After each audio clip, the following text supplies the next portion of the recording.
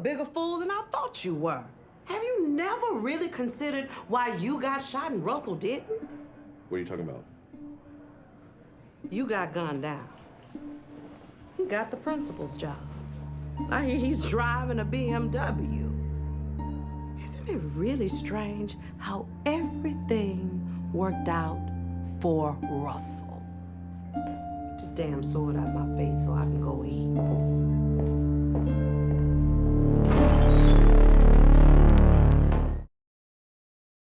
It must be so difficult to work with Danny McBride and stay straight. Tell me about it. It was a nightmare. He is he's actually the best. He's the most professional. He knows how funny he is. But I have to say, first season, I was really like, I'm sorry, cut, can we not do this? I can't do it with him. Like, he was just that funny.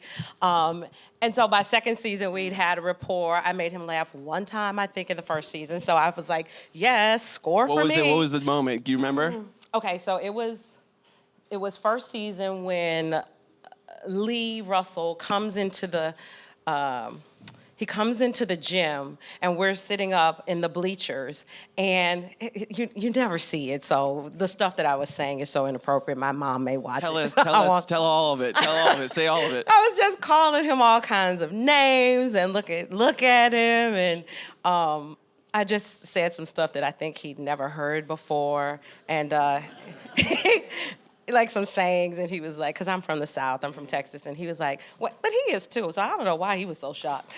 So he was like, what did you just say? And we just both kind of fell out. There we go, that's a little medal right there. You made Danny McBride break. I know, like that. I was like, badge of honor, Kimberly made Danny laugh. I mean, how was it first meeting him when you were going in for the role? Oh my goodness, so I had come in from another pilot that didn't get picked up by NBC. I'd flown in from Puerto Rico. Shout out to everybody in Puerto Rico. Yeah, exactly. We're giving you God our bless. love yeah, and prayers. Absolutely. And I had flown in like the night before, or maybe that morning, and then I had to go in that afternoon. That very morning. Yeah, and so I'm a very prepared actress. I didn't read that Danny was gonna be in the room. So I go in and— You're thinking it's just gonna be a camera, a bunch of no names. Well, I thought it would definitely be Sherri Thomas who did the casting. And I thought it would be someone else, definitely not Danny. Why would he be in casting? Well, the guy who plays Seychelles, this guy right here, he'd gone in, good. fantastic. He'd gone in right before me. Danny started laughing. Well, you know that laugh. And I was like, oh my goodness, oh my goodness, oh my goodness. So I was standing in a corner. I was just like, okay, pull it together. Hey, Bear, pull it together. Don't go in there. Don't fan out. Just pull it together. And I went in, and Sherri was like, hey, it's so good to see you. You guys don't really care about this, but this is sort of how the room goes, like right? You walk in, and this is how the room goes. So Sherri's like, it's so good. So I'm trying to, like, you're Danny, I'm trying to act like he's not even there. I'm just gonna look at my wrist, because I have a few people in the audience. Hard to get. I like that. Okay. I was like, whatever, I'm trying to act like he's not so fantastic. And then Sherri says, Danny, do you want to read the scenes with her? I was like, are you serious? And I didn't say that out loud, so I went back in the corner, like trying to do the actor thing and pull myself together. And I was like, okay, A-Bear, pull yourself together, girl. Get your mind right. And he was so lovely. So the first side that we read was the scene where I tell him I will drag him across the parking lot. It's so good. So that was the first thing that we read together, and then, you know, we went through a bunch of other monologues, because it sounds like Dr. Belinda talks a lot. So a bunch of monologues in the first season, and then, you know, I made them laugh, which I walked out and I thought, good for you. You made some people that you totally respect in the game, people that you find completely humorous and genre bending in certain ways. You made those dudes laugh. Good on you today, lady. And I walked out and I was like, because that's just how it is most times. You audition and you go, good. I'm leaving it on the floor, and what happens, happens. And then the next day, my team called and they were The very like, next day. the very next day. Oh, you must have brought something in that room, that's for sure. It's amazing. I mean, I love, you mentioned genre bending. The show is exactly that because it plays so tense. Danny's so intense in the scenes. He's got guns and like the thrilling, but you're laughing the whole way through. Does it feel like that on set? Do you feel like you're playing in a drama or a comedy or what's the vibe? It's really interesting. One of the things that Jody and Danny talked to me about, because I'm really new to their life, and I'm really new in general. They were like, we don't try to set up jokes, right? There's nothing where they're trying to set up a joke and you get the punchline and then you want to make people laugh. He was like, we want to play this like it's a drama. And if you play it like it's a drama, that's the thing that makes people fall over because it's like, are they serious? Because that's sort of the question that you keep asking yourself throughout the season. Like, is this for real? Are they serious? Did they really burn her house down? Yeah, they did. Did she really just fight them on the train tracks? Yeah. So, it's sort of like they never said, hey, welcome, and now it's your turn to be funny. They trust, they're great storytellers. I really think, again, they're auteurs. Like, I think in years to come, we'll be looking back at Eastbound and Down and Vice Principals and going, he created something that is unique and really well-suited for him. He's nothing like any of the characters either. So it's a real testament to his acting too. Yeah, that's amazing. I mean, you mentioned the train track scene. That was so crazy. You're like raining down blows on Danny McBride and then Walton Goggins, you're beating. I mean, what was that? That's an unusual day on set for sure. That was an unusual day on set. It was so hot in Charleston. And it's really my favorite. I bring that one up because I feel like in that scene, they were able to allow for us to have like this really high and broad comedy, but like in those last moments, Jody really wanted to have Belinda have that moment, like a real personal moment, and yeah, it's one of my favorites because I remember us fighting for a very long time in the heat, and then Anybody actually get punched or any? How'd you do in that? I'm choreography. I actually prefer to do my own fighting stunts. Nobody got hurt. I just think it works. It works better for me. It plays well. It plays well for the intention too. Like it's hard to have somebody jump on him and then you just sit on top and then pretend like you had all that energy. So Dee was my stunt double and she had a very relaxed day that day. It's amazing. I mean, it's the show. I love the show so much, and I love how he shot the 2 seasons and just released it the way that he did. I mean, knowing the character's full arc, was that helpful for you? Yeah, I have a theater background, so knowing a character from beginning to end is always helpful for me because I can make those choices of when I'm going to, like how much I can withhold because I know what's coming. It can be challenging on new shows because, week to week you're getting a new script and, you don't want to just go full out. So it was so helpful for me to kind of curate how much of Dr. Brown's fury, pain, I don't know what else she had, her being discombobulated, her feeling, I could manage that because I knew ultimately where we were going to end up and where she would end. So it's very helpful to have a full So where are we going to end up? Oh, you're not going to tell me? What I will say is that you're going to see a lot of characters being broken open to understand why they do what they do. That's why I think when I say genre bending, it's a half-hour HBO in the comedy slot. The industry is if you do a half hour, then you're funny. If you do an hour, 30 Rock, yeah, Seinfeld, exactly. That sort of We're thing. crying drama, if it's an hour. And what these guys figured out is they're figuring out how to do this comedy and then break open the human story. Because sometimes we just, we get the joke, but we don't know why are you doing that? So this season you'll see why all of these people are who they are, and I think it's it's going to be a real ride. It's not going to be easy, but it's going to be. Yeah, them. I mean, do you miss them? Do you miss these guys? I mean, miss the mustache. I mean, he pulls it off. I know. Listen, these guys embraced me in such a way, being a newcomer, knowing who they are.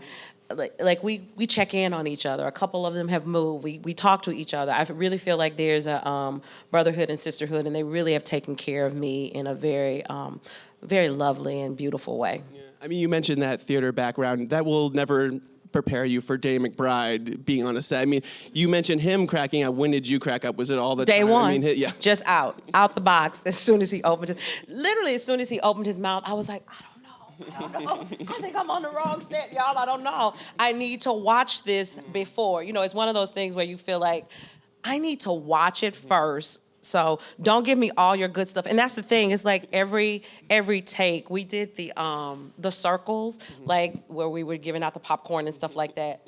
Every time when he would talk about these two guys, he would say stuff about their families, and I was like, cut. Jody, cut this, because I'm not going to be able to do it. So it was like off the bat, I was on the floor. I can only imagine, even in that trailer that we just saw where he's pulling out the sword from the cane, he's got you cornered. I mean, what was that scene like? That was intense. Not really. I was like, I really felt like that in that bathroom. I was like, really? It is intense. And, the second season, David Gordon Green, amazing director, obviously. has Strong coming out. Big props to David. So go check that out. He has a very different approach. You know what I mean? It visually changes because he doesn't mind like literal darkness. So I like the hues of the second season. I say it's a little blue-green, whereas it's a little blue. First season was green with some rays of sunshine. There was a little bit of, there were vestiges of light. Second season, we're going deep dark. It's going to be there. That's amazing. I mean, we saw that first episode, and you have a little tattoo of the guys on your back. She likes the so ink. funny. Okay, Those guys holding hands, eating shit. We can say it. You can say that? We can say Oh, that. okay. Absolutely. Yeah. So were they putting that on? I mean, what was it like watching them sort of draw that on your shoulder? They had a great sketch artist who did a bunch of sketches, because in the first season, I have Tangeray, that good old Tangeray tattooed on my shoulder. And then, so they have someone who draws and sketches out what they want the temporary tattoo to look like. And then we get to choose how big is it? Did we want the shit to be brown? Did we want them to, what parts did we want color? What parts didn't we? Nothing can prepare you for these kind of conversations. Like, this is the height of art here. You know what I mean? It's like, those are, but it's also like, I'm being facetious and I'm also being real, because it's such insight into the character. Like, after she takes somebody down, when she's done with you, she's done with Jen on the back. Get a tattoo on the back, you're done. Done with you, you go to the back. You get a tattoo of me? Is that what you're saying? No, you tattoo me on my back? You're done with me? But it's just, I think, wow, who is that person who just, at the end of her life, has just all of these moments tattooed on her back. I just love that as a character choice, and I think they're really good at doing that. And it's such a perfect role for you. I mean, you mentioned how you're a newcomer. You are, but you've also been on a few sets. You've done a lot of great guest roles. I love you. Better Call Saul. Oh, thank you. Private Practice. What's it like, sort of now having sort of your own character? Can you tell us a little bit about those experiences, those guest starring experiences, and the things that shaped how you are now, how you act now? I have to be honest. Cutting my teeth out here in New York and in Chicago on the stage was the best preparation that I could ever have to be on set. It teaches you a level of discipline and humility, because it's shocking to have people do your hair and makeup. When you come from the theater, you did all of that in at half hour and 30 minutes, and you better have it good, and you better be ready to go. So, this is sort of luxurious, but being a guest star also teaches me how to be in service to the story in a way that's not about me, and I think it's really important, and it's something that I'm really cognizant of as I go forward, having these series regular roles like with Vice Principal and Kevin Probably Saves the World, that you know, I'm really in service to something. So like Better Call Saul, sitting at that table with all of that legal jargon, it wasn't about, oh my gosh, this is so difficult, but like, how do I help Michael and Bob get their story told? And I think that's really been the lesson for me with, you know, working as a guest star. It's like, you know, it's about service. And then when you have the opportunity to have a larger arc or be on more, you still have to remind yourself that the service is to the greater story. So those are the things that I think guest starring on some amazing shows. Shonda Rhimes projects, obviously Private Practice, and yeah, I mean, Grey's tell me, Anatomy, she it's tweeted about your work. I mean, what was that like, you know, being in that world? Listen, I'm shouting out people in the audience. My girl Minerva is over there. Minerva Pfeiffer and I graduated from Mount Holyoke College. Shout out MHC. So our friend Taifa, who also went to Mount Holyoke with us, Michael PR can attest to my inability to do social media. You guys are going to help me with that today. So Follow her, guys. follow, Love it. There we go. come follow. Anyway, Taifa, my friend, she texted me. She was like, "Girl, Shonda Rhimes blowing you up," and I was like, "What just happened? What happened?" And so I look and I was like, "This woman used my full name, like." Shonda Rhimes used all three of my names and talked about how, you know, I shot something for Grey's Anatomy before that they didn't use and that they came back to me. The fact that she is so involved in that way and that she had You think that she'd be? You think what she'd is be she doing? You know, cashing checks at this point? She's out in where are they? Vermont making jam somewhere. She's not bothered about me. What happened? So the fact that I saw that, I mean, it's like that was enough. Like I was like, you know, looking for the next job, but I was like, you made it. Bear, you have arrived. And little do we know, there's so much more. And now you're seeing all your friends sort of come up in these shows. I mean, Sterling, I mean, you were at the Emmys. What was that experience like? Listen, to see Sterling Kelby Brown back to back, mind you, win an Emmy when we were right up the street at the Public doing Terrell Avon McCraney, who won an Oscar, 2 of them, for Moonlight. I've heard of these statues. Do you before. know these people? Okay. To know, and Brian Tyree Henry, who played Dacious, my husband, first season, and is now slaying it as Paperboy in Atlanta. You know, on Atlanta, it's like, you know, I just was really excited to be able to get another job in New York. But to see us all at this moment working. I mean, that's just the reality of it. If they're, you know, as actors, it is just about, wow, working at this level.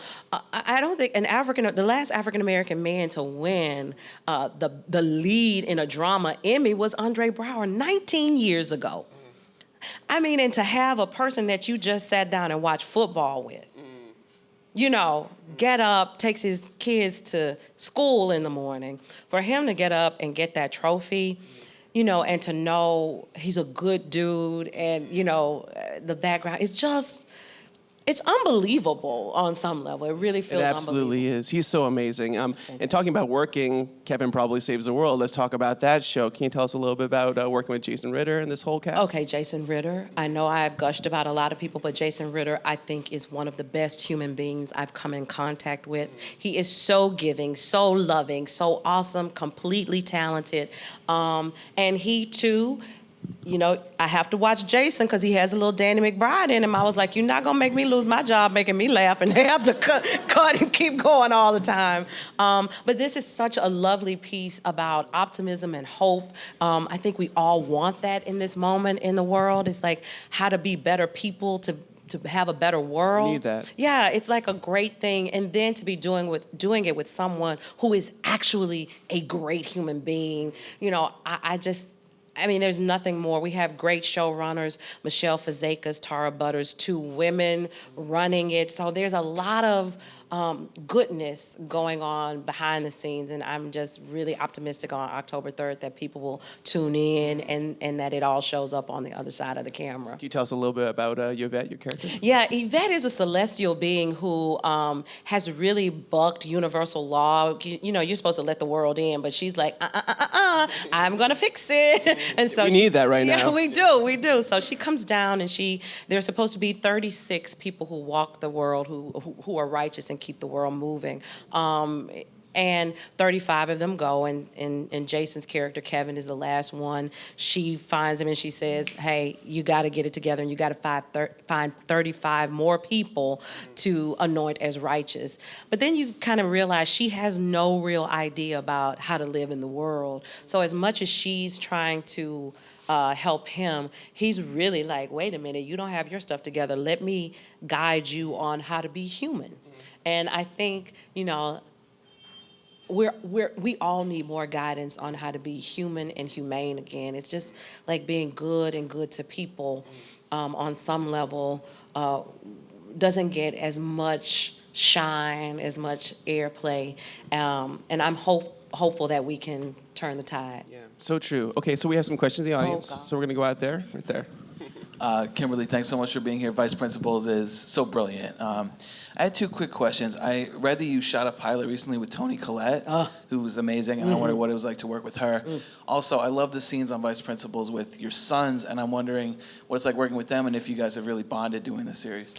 First off, the pilot was Unit Zero with Toni Collette. It was ABC pilot, didn't get picked up, but listen, Toni Collette is exactly what you imagine. She is a beast. She is so intent and in the moment. Like, I think our first scene was a scene where she just, as a matter of fact, not even the first scene, when I was auditioning, when I was testing for the doggone thing, she's sitting in the audience like this woman right here. I'm on stage on camera trying to do my lines. She has the unmitigated gall to be crying while I'm auditioning for, it's her job already. And she's crying in the audience. I was like, who is she? But she's that kind of a giving, generous, wonderful, fun person.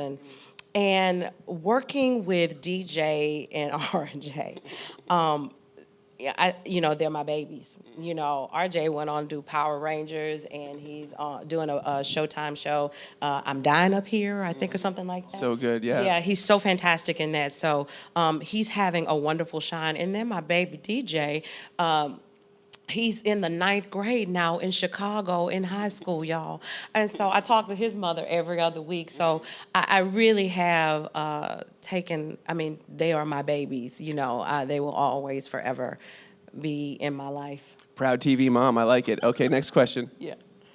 Hi there, Kimberly. Now that's Minerva Pfeiffer. That's my class. That's my Holyoke, y'all. What's happening? Hello. Hey, lady. So I just wanted to know, is this season truly the end of Vice Principals?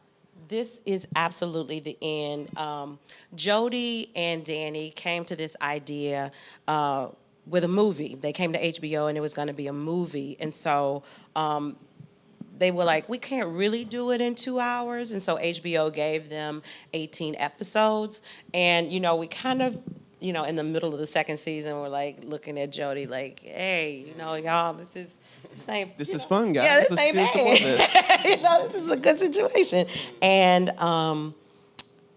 he was like, you know, I think we've told the story that we want to tell. And you got to respect that. You know what I mean? It's sometimes hard, but it is the final semester, and I think they have told the story that they want to tell, which is another reason why I respect them. They're not just kind of trying to churn things out, because they frankly don't have to. They have it. Yeah, absolutely. Okay, one last question. Hi there. Hey. So having performed on stage and now on television, what do you prefer more? Oh, gosh. You know, that's a great, great question. I kind of think of it like this. Theater was the fiance that didn't give me a ring or propose. And LA was the boyfriend who was like, I'm never proposing, but we're going to have a good time. I'm going to buy you some stuff. You're going to get a car, da, da, da, da. And so clearly went with LA. But where I feel and where it's always nice to come home. Do you know what I mean? It's always nice to be here, like to see people's faces. And it's that kind of, like the character that's not on stage with you is always the audience, and the audience informs you of if you are actually being honest and in the moment. Because if you're not, you know you guys go quiet. You're just like, I don't buy it. So I miss that, and I love that. And if there were opportunities for me to come back and do stage, I'm absolutely open and interested. So yeah, I love them both, but you know, on camera teaches you a lot as well. Well, until then, we'll watch you on Vice Principals on HBO, Yep. and then Kevin Probably Saves the World on ABC. Awesome. Thanks so much for being here. Thank Give her you. another round of applause, guys.